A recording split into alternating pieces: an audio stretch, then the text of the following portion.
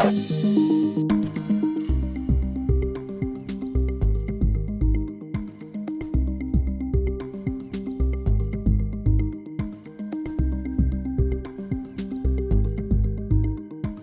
now, from the CFTK-TV studios, this is Open Connection with your host, Robert Pictou.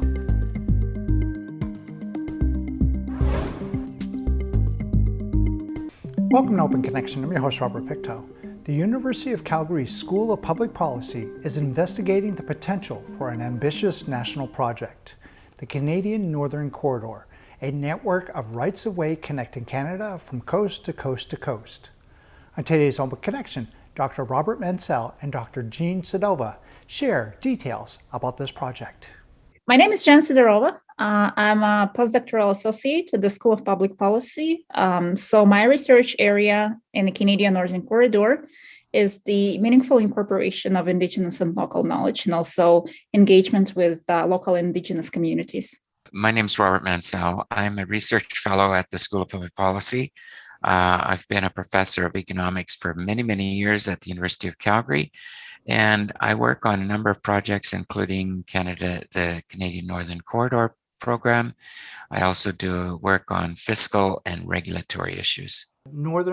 Canadian Northern Corridor project isn't really a new project, is that correct? Well, back in 1968, Richard Romer released a study, and it was called Mid-Canada Development Corridor.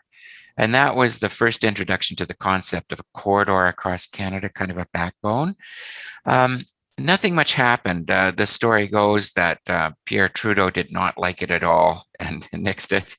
And back in 2015, we had a discussion on, given all the difficulties in building infrastructure in Canada, is this something, given that other countries are now building these corridors for infrastructure, is this something we should start thinking about again? And we did a study in 2015, and the Senate of Canada took an interest in it, and we did some presentations in 2017 and got their endorsement, and the endorsement of the Federal Minister of Finance. And then we got the endorsement of the Council of the Federation, which is the provincial and territorial premiers. And since then, we've been working on putting together the information base, everything you need to know to determine whether this is a good idea, bad idea. If it's a good idea, how would you actually do it? Who has to be involved? What would it look like? What are the benefits? What are the costs? What are the Indigenous issues, the legal issues, the regulatory issues, the financial issues, and all of that? So that's, in essence, where we are today in the Northern Corridor. And I should emphasize, this is really a national program. So we're involved with subject matter experts and communities and various groups right across the country.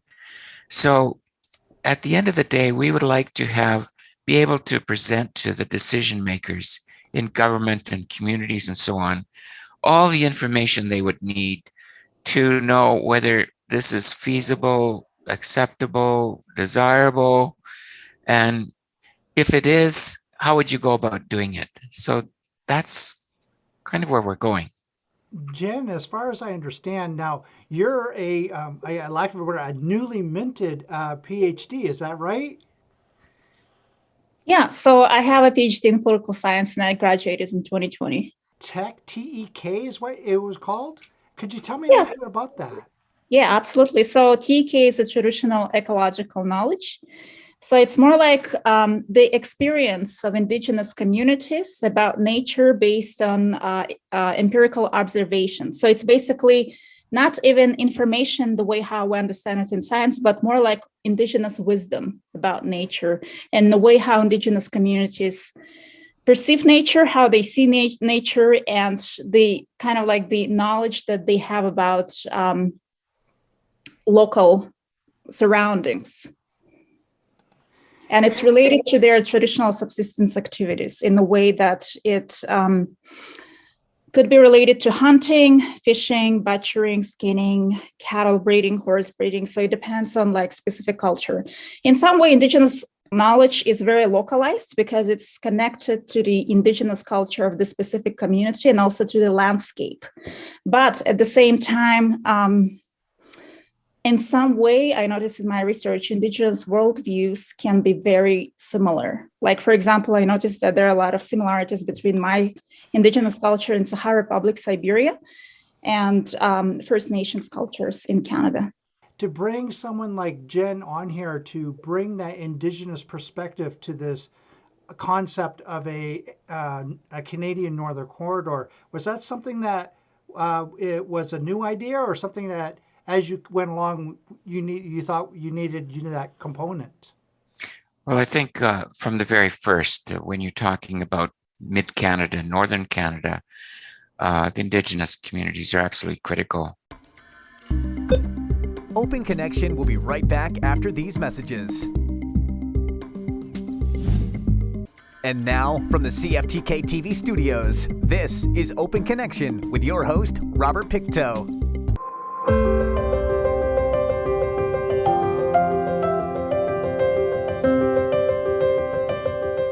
Starting in the north, sort of Tuktoyaktuk, coming down the Mackenzie Valley in the Northwest Territories, branch lines obviously into the northern BC, Prince Rupert, across into northern Alberta, northern Saskatchewan, Manitoba, up to Churchill, Ring of Fire, across Ontario, northern Ontario, into Quebec, and then out through the Maritimes. And so really linking all three oceans with ports and linking them to important landlocked regions where we have good economic potential, mining, or whether that's agriculture, or whether, like I said, that's services. Thank you for staying with us. The Canadian Northern Corridor would see a multi-modal transportation corridor stretching about 7,000 kilometers across the middle and northern Canada, from British Columbia through to Labrador, with spurs to northern territories in northern Manitoba, Ontario, and Quebec. Let us return the conversation with Dr. Robert Mansell. From a number of point of views, first of all, just in terms of permission to build the interest, their knowledge base, we've seen this in any number of the infrastructure projects, that they're absolutely instrumental to what is built or not built. And so we knew that from the beginning. And I guess this would be a question for both of you. Is like, what is this event that's going to be taking place next week, or actually later this week when this airs? Yes. What are we proposing to do? We want to, I should just back up a little bit. We've done a lot of studies. We've had, subject matter experts write papers on regulatory, reconciliation, Indigenous, environmental, energy, all these topics. But at the end of the day, it doesn't really matter unless you get down to the level of communities and find out what their priorities are, what their needs are, what their views are on where they want to be, not just tomorrow, but a decade or 2 decades into the future. So this is really about longer term. It's not just about what do I need to tomorrow, but what are our aspirations in terms of community development and so on. And so we have selected communities. Obviously, we can't visit every community, but we've tried to put together a sample of representative communities that covers urban, rural, Indigenous, non-Indigenous, port cities, non-port cities, and so on. And we want to find out what the people in the community need, what they would like to see in the future, where the gaps are in terms of infrastructure, whether it's transportation, it's movement of people, goods, services, information. What is it? And most importantly, what do they see in the future as the opportunities for them? And how might infrastructure development in a more integrated, longer term way help achieve their goals? I mean, improving the lives of people in northern communities is really important, giving them opportunities. From our vantage point, we think that, but we need to know that from talking to people in the communities. And I would also like to add that currently there is no overarching framework when it comes to meaningful participation of Indigenous peoples and communities in a planning and development process. Now, one thing that kind of pops up to mind, from my mind, when I first hear this Canadian Northern Corridor, and I hear infrastructure, is I'm thinking a pipeline. Am I wrong on that, or right, or is that a component? The whole idea is a multimodal corridor, a corridor that can accommodate various types of infrastructure. And the advantage, and this is why a lot of countries have gone to these multimodal corridors, it's much more efficient. It's easier to monitor. There's less environmental disturbance. Instead of 5 different corridors, you have one, fairly small, 300 meters wide, and you could have road, typically road, rail, power lines, could be pipelines, and the pipelines could be for various things. I mean, looking to the future, they may be carrying hydrogen as opposed to natural gas. We don't know.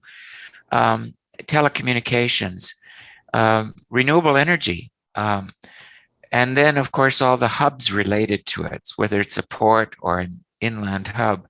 So it's all those things that would be accommodated. And the advantage would be much more easy. It's much easier to monitor, to regulate, to plan in an integrated way. So you can imagine that we're building a backbone, and then there would be ribs off of it connecting various communities and so on. So it's just a much more integrated, rational way of building infrastructure. And so whether it's in segments, whether it's, built in just a couple of segments, or whether it encompasses right from coast to coast to coast, the future will determine that. But that is the concept. And Jen, do you feel that, with you being part of this project, can be a voice for the Indigenous people in the areas that this study is done about? Yeah, absolutely. We just finished, me and my co-author Louise just finished the paper on the meaningful incorporation of Indigenous and local knowledge when it comes to the community-based environmental monitoring. So we basically analyzed all the successful and basically all the experiences of researchers that were involved in community-based monitoring across the world. And we also identified successes, elements of success, elements like the challenges that they experienced, benefits of community-based monitoring specifically for the incorporation of Indigenous and local knowledge. And we developed a set of policy recommendations that could help the concept of the corridor to advance in the future. Open Connection will be right back after these messages. And now, from the CFTK-TV studios, this is Open Connection with your host, Robert Pictou. It's a vision of the future. Connecting Canada from coast to coast to coast. Welcome back to Open Connection. As described by Justice Dawson, a judge of the Federal Court of Canada, meaningful consultation means listening to Indigenous people's concerns, discussing their concerns, and being prepared to accommodate those concerns. Let us return to the conversation with Dr. Jen Sedova. And also the paper that we just started working on with my other co-author, Janan, it's about the usage of Indigenous languages when it comes to meaningful engagement with local Indigenous communities. And as an Indigenous person, I could say I speak my own native language, and I can see that there are a lot of differences when it comes specifically to the perception of nature. Because some of the words in my language, Saha language, they cannot be fully translated in English. So that's something that we want to address in our paper. And of course, Robert, I guess this brings up an interesting aspect, is that why the University of Calgary is reaching out to the community of Prince Rupert and asking their input on what is important to them and how they can actually get their voices heard? Yes, absolutely. As I mentioned, there's lots of studies associated with this project, but at the end of the day, we need to hear from the people. And it's not just the engagement with individual communities like Prince Rupert, but we're also engaging with governments, federal, provincial, municipal, with Indigenous groups, with business groups, with industry groups, with NGOs, and so on. So we would like to be able to catalog the views of all these different groups as part of our information base and analysis of the Northern Corridor concept. Now, is this going to be another study that's done and it's put in a book and ends up on a shelf, or is this something that you're going to make available to businesses or government or individuals? Everything we do is available to the public on our website. You know, from the very beginning, we thought of this as a non-royal commission, where you have some big ideas and you do a lot of background research and you do your best to communicate, to distribute it, to disseminate. And at the end of the day, you hope that if the general feeling is it's a great idea, that the government will pick it up and run with it. And the groups that are advocates for it will take it forward. So we will have a study that provides our recommendation based on everything we've heard. You know, it's a good idea, it's not a good idea, it's a good idea, and then here's how you'd actually go about realizing it. And then our job is done. Like we don't advocate, we're independent, nonpartisan, so we're not in the business of really trying to tell you what you should have or what you should like. It's really just to lay all the information and analysis out there so that you can make decisions as to whether it's sensible, feasible, desirable, acceptable, and then go from there. And we hope that the federal government, especially, and the provincial and territorial governments and Indigenous governments would see this as a great opportunity, and we can build on it. And of course, Jen, when you see something like this, kind of a high level of engagement when it comes to communities without any politics or anything involved, does that make you feel even more passionate about this project?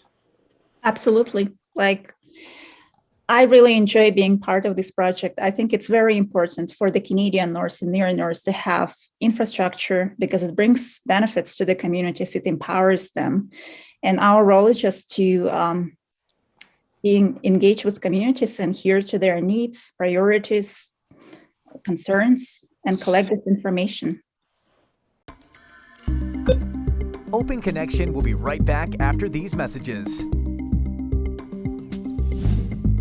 And now, from the CFTK-TV studios, this is Open Connection with your host, Robert Pictou.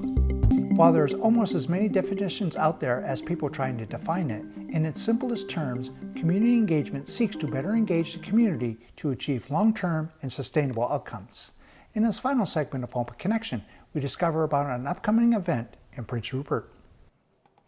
And of course, when it comes to this, we mentioned earlier that these files or this engagement process will be available. But I skipped over, I guess there's an Eventbrite page, I guess, where people can sign up and be part of this process online. Is that right? There's an opportunity to engage before and after. And it's just CNC Engage, one word, cncengage.ca. And you can let us know what you think. In addition, we have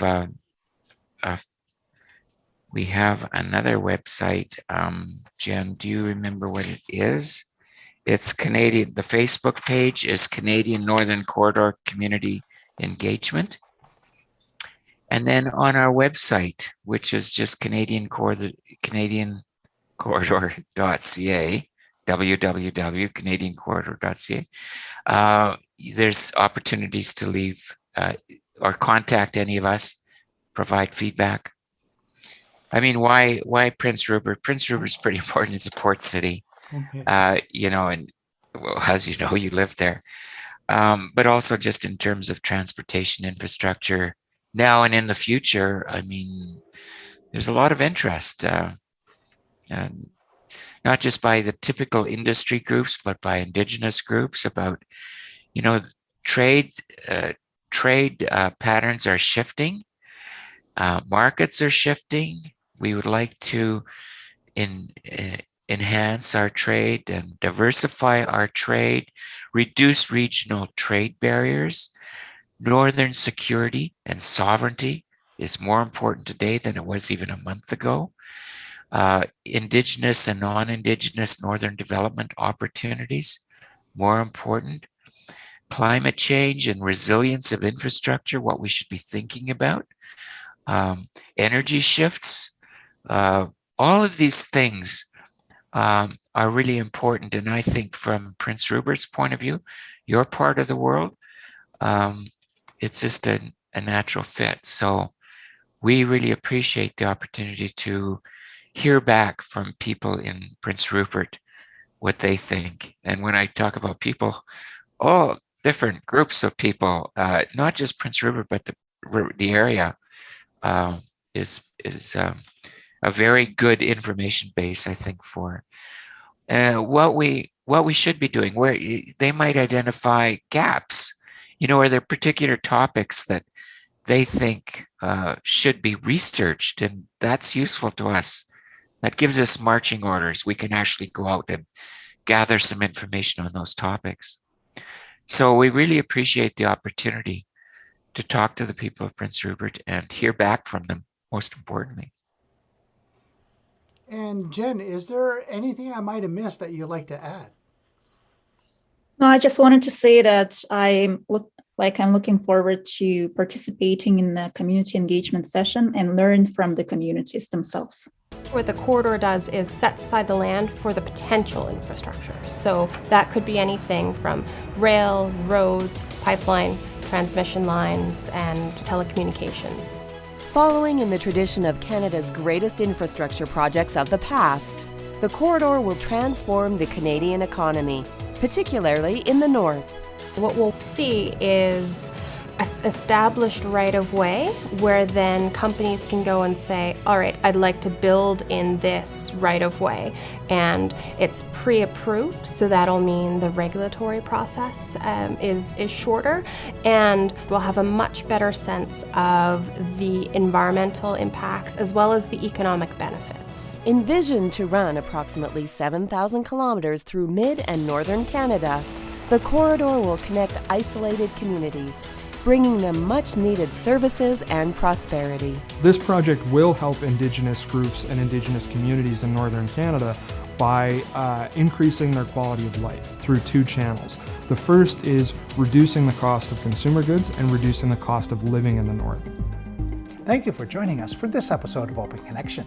The greatest distance in the existence of man is not from here to there, but the connection from his mind to his heart.